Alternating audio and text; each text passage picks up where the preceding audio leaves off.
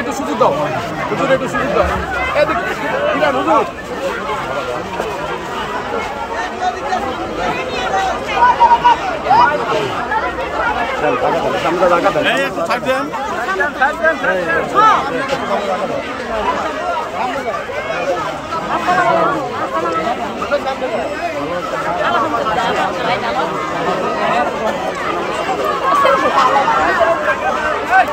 ছবি তুলো, একটু জায়গা দাও, জায়গা দাও,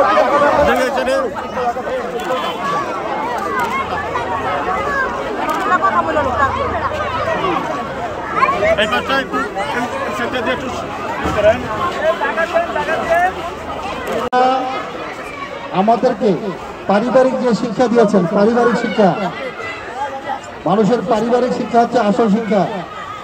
আমি এই বেদরগঞ্জ থেকে আপনারা আমাকে যে শিক্ষা দিয়েছেন, দামুটা থেকে ঘোষারহাট থেকে, আমরা সেই শিক্ষা, আপনারা আমাকে যে শিক্ষা দিয়েছেন সেই শিক্ষা প্রতিফলন ঘটানোর জন্য আমরা শরীয়তপুরে কোনো ভেদাভেদ, কোনো মত, কোনো পথ, আমরা কোনো দল, আমরা কোনো হিংসা, প্রতিহিংসা, আমরা এগুলো চাই না। আপনারা আমার সাথে রাজি?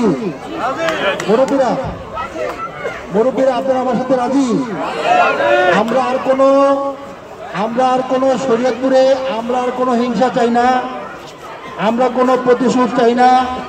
আমাদের আগে যারা যে সমস্ত আমাদের পরিবারের লোক, তারা, আমি তাদের পরিবার, তারা আমাদের পরিবার। শরীয়তপুর একটা পরিবার, শরীয়তপুর দুটা পরিবার হতে পারে না, ঠিক আছে? আমি শরীয়তপুরকে একটা পরিবার হিসাবে দেখতে চাই, আপনারা দেখবেন?